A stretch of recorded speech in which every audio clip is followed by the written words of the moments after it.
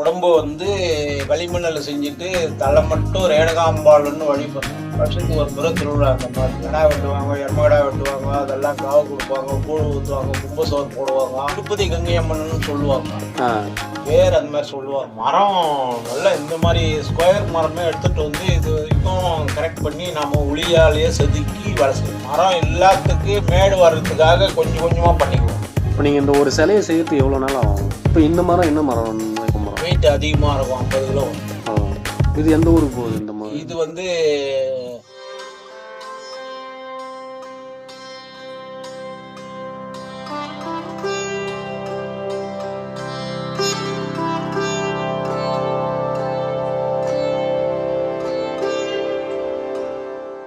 வேலூர் மாவட்டம் குடியாத்தம் பிரசித்தி பெற்ற கங்கையம்மன் கோவில் எதிர் தெருவில் இருக்கிறோம். நம்ம ராசி அருணாச்சலம் ஸ்ட்ரீட், நடுப்பேட்டை, குடியாத்தம்.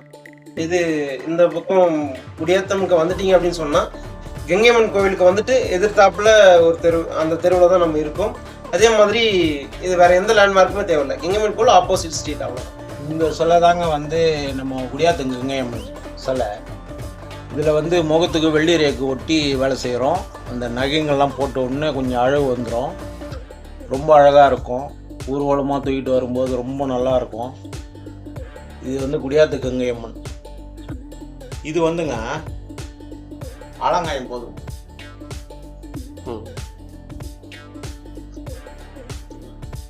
இப்போ இன்னும் இதில் பெயிண்டிங்லாம் முடிக்காமல் வச்சுருக்கீங்க? ஆமாங்க, இதுக்கு மேலே தான் முடிக்கணும்.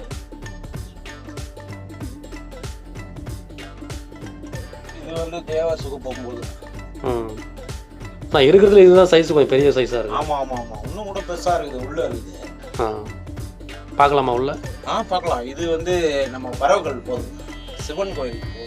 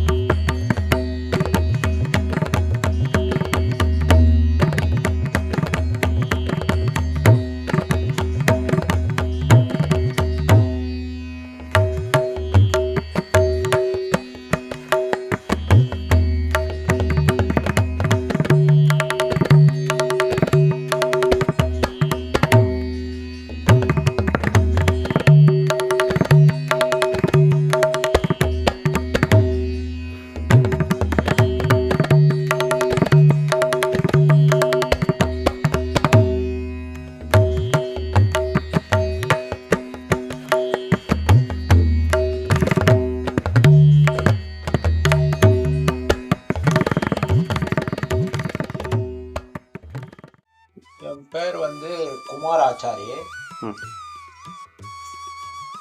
குடியாத்தம் ராசி அருணாச்சலம் செட்டி தெரு, 49 டோர் நம்பரு, நடுப்பேட்டை, குடியாத்தம். ஏறக்குறைய ஒரு 25 வருஷமா 30 வருஷமா செய்கிறோம். நாங்கள் இந்த தொழில் வந்து நாம் பாரம்பரியமாக இல்லை, நான் மட்டும் கற்றுக்கணும் செய்கிறேன். போனால் எங்கள் பசங்களும் செய்கிறாங்க. இந்த குடியாத்த கங்கையம்மன் கூட நாங்கள் தான் செய்கிறோம். இந்த சுற்றுப்பக்கம் இருக்கிறது சிலைங்கள்லாம் வந்து கிராமத்துலேருந்து வரும். இந்த மாதிரி ஊருங்களெல்லாம் நம்ம வந்து செஞ்சு தரோம். இது செய்கிறது எப்படி செய்வீங்க? என்ன? இது அத்தி மரத்தில் செய்கிறோம், வேப்ப மரத்துலையும் செய்கிறோம். அத்தி மரம் தான் வந்து பால் உள்ள மரம்னு அந்த காலத்துலேருந்து பெரியவங்கள்லாம் செஞ்சு வழிபாடு செஞ்சதுனால இப்போ நாம் அதே மாதிரி நம்ம செய்யணும். அத்தி மரத்தில் தான் செய்யறது வெயிட் கம்மியாக இருக்கும், வேப்ப மரத்தில் செஞ்சால் வெயிட் அதிகமாக இருக்கும். அதனால் ஊர்க்காரர் எப்படி விரும்புகிறாங்களோ அதுக்கு தகுந்த மாதிரி செஞ்சு கொடுத்தோம். இப்போ ஒவ்வொரு கோயிலுக்கும் ஒவ்வொரு இது வச்சுருப்பாங்கள்ல? ஒன்றும் இல்லை, சாமி வண்ணிச்சு வேப்ப மரத்தில் செய்யறதா அத்தி மரத்தில் செய்யறதான்னு அதை வந்து கேட்டுக்கிட்டாங்க செய்வாங்க. இந்த இதெல்லாம் வந்து நீங்கள் வந்து மிஷினில் கட் பண்ணீங்களா இல்லை நீங்களே வந்து? எல்லாமே கையிலே செஞ்சு நாங்கள் செய்கிறோம். மிஷினில் பெரிய மரமாக இருந்தாக்கா மிஷினுக்கு போயிட்டு வந்துடுவோம், அதுக்கப்புறமா எல்லாமே கை கழுவோம். அதுக்கப்புறம் இந்த முக அமைப்பெல்லாம் நீங்கள் எப்படி அமைக்கிறீங்க? எல்லாமே ஒளியால செதுக்கிறதாங்க. இப்போ முகம் இப்போ நம்ம திருவிழா டைமில் பார்க்கும்போது பளபளன்னு சொல்லிட்டு அந்த தங்க கோல்டு மாதிரி இருக்கும், இல்லைன்னா வெள்ளி முகத்தில் இருக்கும். அது எப்படி அது வருது? கோல்டு எம்ஆர்எஃப் கோல்டுன்னு வருதுன்னா அதை யூஸ் பண்ணுறோம். அதை கேட்குறவங்களுக்கு அதுலேயே வந்து பவுட்ரு மிக்சிங் பண்ணி போடுறது இருக்குது. அது ஒரு டைப்பு, அதுவும் போடுறோம் கேட்டாக்கா. அப்படி இல்லைன்னா நம்ம குடியாத்தங்கேயம்மன் வந்து வெள்ளி ரேக்கு வந்து வாங்கிட்டு வந்து ஓட்டுறோம். அது வந்து அது கொஞ்சம் வித்தியாசமாக இருக்கும், எந்த ஊர்லேயுமே போட மாட்டாங்க அந்த கலரு. அதை மட்டும் ஃபாலோ பண்ணுறாங்க அந்த ஊருக்காரு. இப்போ குடியாத்த கங்கையம்மனுக்கும் மற்ற கங்கையம்மனுக்கும் என்ன வித்தியாசம் இருக்குது? குடியாத்த கங்கையம்மன் வந்து நம்ம மாவட்டத்திலே இது வந்து பெரிய திருவிழா. குடியாத்தம் பெரிய திருவிழா. அந்த காலத்துல சொல்லுவாங்க 32 பேட்டை சேர்ந்தது குடியாத்தம். இப்போ கணக்கு இல்லாம அதிகமா ஆயிப்போச்சு, ஊர் பெருசா ஆயிப்போச்சு, நல்ல பிரபலமான திருவிழா இது. அதனால வந்து குடியாத்தம் கங்கையம்மனுக்கு வந்து வெள்ளி ரேக்கு அப்ளை பண்ணி நாம அதை வேலை செஞ்சு தரோம். ஒடுக்கத்தோத்து தங்க ரேக்கு, பழநேரத்து தங்க ரேக்கு, இந்த மாதிரி ஊர்கார் விருப்பத்தை பொறுத்து நம்ம செஞ்சு தரோம். இது வரைக்கும் நீங்கள் எத்தனை சிறுசு இது மாதிரி செஞ்சுருக்கீங்க? நாங்கள் வந்து ஏறக்குறைய ஒரு 100 சிலைங்களை செஞ்சு கொடுத்துருக்குறோம். ஆனால் இல்லாத ஊருக்கு கேட்பாங்க. இருக்கிற ஊரில் நம்ம எடுத்துன்னு வந்து கொடுத்தாங்கன்னா நம்ம ஆல்ட்ரேஷன் பண்ணி தரோம். இப்போ ஒவ்வொரு வருஷத்துக்கு ஒரு முறை எடுத்து வந்து உங்ககிட்ட வருஷத்துக்கு ஒரு முறை பெயிண்டிங்காக வரும். நம்ம செஞ்சிருந்தாக்கா நம்ம செய்யாது வேற மாதிரி இருந்துச்சுன்னா அது எதனா ரிமூவ் பண்ணிட்டு அட்டாச் பண்ணி மறுபடியும் புதுப்பிக்கிறோம். அதுதான் நம்ம அவங்களுக்கு டேஸ்ட்டுக்கு தகுந்த மாதிரி நம்ம செஞ்சு தரோம். இப்போ கங்கையம்மனுக்கு ஏன் சிரசு மட்டும் தான் ஏன் செய்கிறாங்க, மற்றபடி அந்த உருவமும் அந்த மாதிரி ஏன் செய்கிறது இல்லையா? அதாவது உடம்பு களிமண்ணில் செய்கிறாங்க. உடம்பு வந்து களிமண்ணில் செஞ்சுட்டு தலை மட்டும் ரேணுகாம்பாள்னு வழிபடுறாங்க. வருஷத்துக்கு ஒரு முறை திருவிழா அந்த மாதிரி கடா வெட்டுவாங்க, எருமகடா வெட்டுவாங்க, அதெல்லாம் காவு கொடுப்பாங்க, கூழ் ஊற்றுவாங்க, கும்பசோறு போடுவாங்க. இதெல்லாம் வந்து வருஷத்துக்கு ஒரு முறை வந்து விழா அந்த அம்மாவுக்கு சிறப்பா செய்யறாங்க. இன்னும் சொல்ல போனா குடியாத்தம் கங்கையம்மனுக்கு வந்து வேப்பிலை சேலை கட்டிக்கின்னு வேண்டுதல் எல்லாம் வேண்டிக்குவாங்க. அதனால வந்து நல்ல சக்தி வாய்ந்த அம்மா குடியாத்தம்மா. திருப்பதி கங்கையம்மன் சொல்லுவாங்க, பேர் அந்த மாதிரி சொல்லுவாங்க. குடியாத்திலேயே வந்து பெரிய திருவிழா இது ஒண்ணுதான். மற்ற ஊருங்களெல்லாம் அவங்களுக்கு சக்திக்கு தகுந்த மாதிரி செஞ்சுக்குவாங்க. இப்போ நீங்க இது மாதிரி ஓட்டுறீங்களா, இது எதுவும் ஆகாதா? இது இப்போ 2 நாள் டைம் கொடுத்தோம்னா இதுல வந்து உளி வச்சு செதுக்குனாதான் வரும். அந்த அளவுக்கு நல்ல அழுத்தமா இருக்கும்.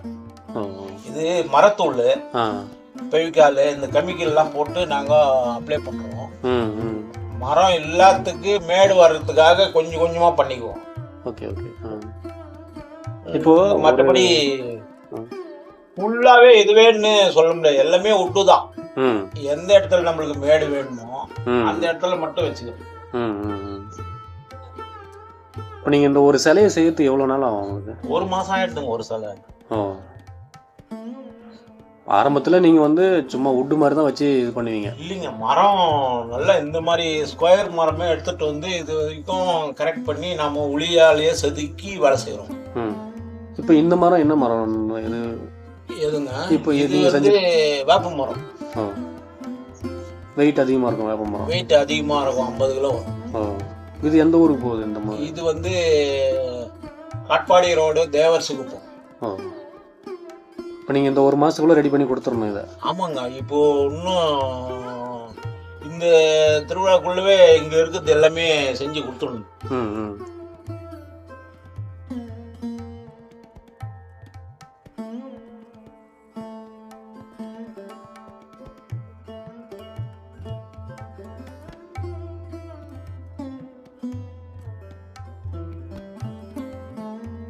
இதுக்கு மேலே தான் பெயிண்டிங் அதெல்லாம் தனியாக? ஆமாங்க, இதுக்கு மேலே வந்து நம்ம துணி ஒட்டிடுவோம். இந்த காடா துணி ம். அது போல ஒட்டிவிட்டு அதுக்கப்புறமா வந்து பெயிண்டிங். ஓகே. இப்போ இதெல்லாம் வந்து அம்மனுக்காக தானா இந்த? ஆமாங்க, இது உடம்பு வந்து செஞ்சிடறாங்க இல்லையா ஆமாம். களிமண்ணில். ம். இந்த பக்கம் அந்த பக்கம் கை எதுவுமே மாட்டிட்டாங்கன்னா ம். திருவாட்டி வச்சு அலங்காரம் பண்ணுவாங்க. சிறுசு வந்த உடனே மேலே வச்சிருவாங்க. ஓ.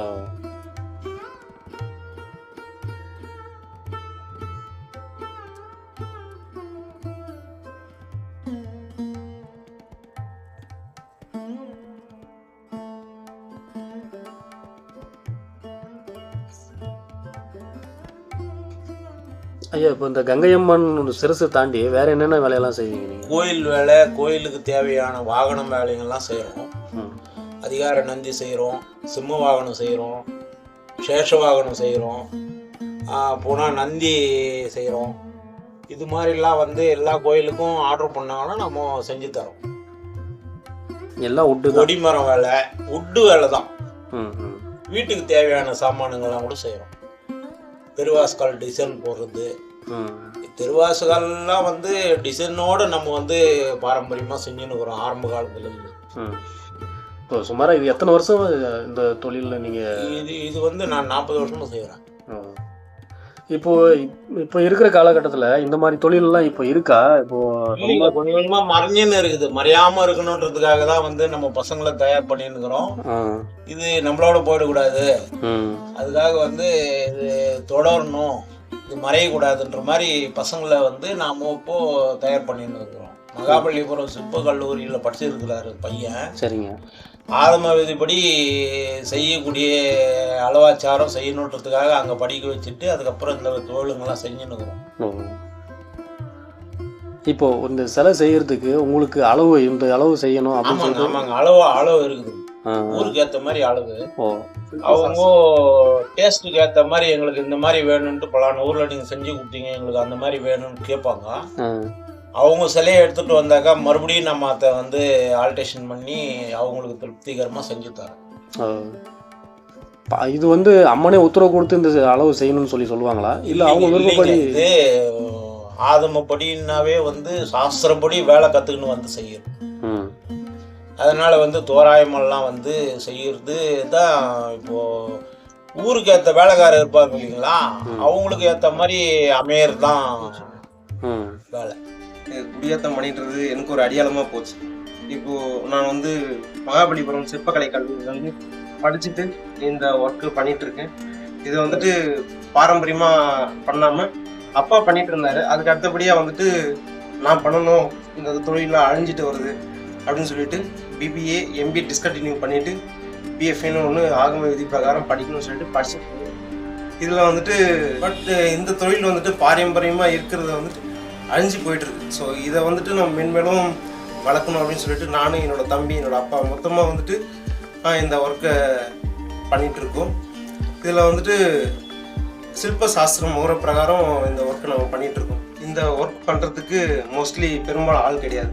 இந்த ஒர்க்கில் வந்துட்டு வுட்டு டோட்டலாக ஒரு பிளாக் உள்ளே வந்துடுச்சுனாக்கா ரீபெயிண்டிங் டோட்டலாக பெயிண்டிங் பண்ணி இந்த மாதிரி ஸ்டாச்சுவை தான் நம்ம வந்து வெளியே அனுப்புவோம். அது வரைக்குமே வந்துட்டு சிங்கிளாக தான் பண்ணுறோம். இதை வந்து வேறு ஆள் வச்சு அந்த மாதிரி தான் பண்ணுறோம். எது இருந்தாலும் நானும் அப்பா தம்பி 3 பேர் மட்டும்தான் இந்த ஒர்க்ஸ் எல்லாம் பண்ணிகிட்டு இருக்கோம். இது வந்துட்டு ரொம்ப ரேர். ஒரு இடத்துக்கு உள்ளே வந்துருச்சுனாக்கா முதலும் முடிவும் ஒரே இடமா இருந்து போகிறது இது ஒன்றா தான் இருக்கும் எனக்கு தெரிஞ்சு. ஏன்னா இது பெயிண்டிங் பண்ணுறதுக்கு நிறைய பேர் இருக்காங்க, அதே மாதிரி ரீஒர்க் பண்ணுறதுக்கு நிறைய பேர் இருக்காங்க. பட் புதுசாக செஞ்சு நம்மளே கண்ணாடியில் அப்ளை பண்ணி நம்மளே பெயிண்ட் பண்ணி ஒரு முறையாக கொடுக்கறது நம்ம மட்டும்தான் அப்படின்னு நான் நினைக்கிறேன். மற்றபடி வெளியே எப்படி பண்ணுறாங்க அப்படின்றது நமக்கு தெரியல. இது டோட்டலாக வந்துட்டு ஆகம விதி பிரகாரம் நம்ம ஒரு அம்மனை உருவாக்கி நீங்கள் வந்து அந்த ஊருக்காக கொடுக்குறீங்க, அதை எடுத்துகிட்டு போயிட்டு அந்த மக்கள்லாம் கடவுளாக வழிபடுறாங்க. இந்த ஃபீல் உங்களுக்கு எப்படி இருக்கு? இல்லை, இது நீங்கள் சொல்கிற மாதிரி ரொம்ப ஒரு பிரமிப்பான ஒரு விஷயம் தான். இப்போ நம்ம சிலை செய்கிறத வந்துட்டு லட்சக்கணக்கான பேர் கையெழுத்து கும்பிடுறாங்க அப்படின்னும் போது அது ஒரு வார்த்தையால் சொல்லிட முடியாது. அந்த ஃபீல்ஸ் எல்லாமே அது வந்துட்டு அனுபவிச்சிருக்கோம். நாங்கள் ஒவ்வொரு திருவிழாக்குமே வந்துட்டு நேரில் போயிட்டு அந்த ஊரில் திருவிழாலாம் எப்படி நடத்துகிறாங்க அதெல்லாம் நாங்கள் நேரில் பார்ப்போம். நாங்கள் முதல் வருஷம் செய்யும் போது அந்த ஊருடைய பாணிகள் எப்படி இருக்கும், அந்த ஊரில் எப்படியெல்லாம் திருவிழா நடத்துகிறாங்க, என்ன டிஃப்ரெண்ட்டாக பண்ணுறாங்க அப்படின்றத நம்ம பார்க்கறதுக்காகவே நம்ம வந்துட்டு நேரில் போகும்போது அந்த நம்ம தான் சிலை செஞ்சோம் அந்த மாதிரி இல்லாமல் ஒரு 10ஓட 11 நம்ம போயிட்டு ஓரமாக நின்று அந்த சிலையை பார்த்துட்டு ரசிச்சுட்டு அதுக்கப்புறமா தான் நம்மளோட ஊர்க்காடெல்லாம் பார்த்து நம்ம வரவேற்று மாலை மரியாதை பண்ணி அந்த ஃபீல் வந்துட்டு ரொம்ப பிரமிப்பாக இருக்குங்க.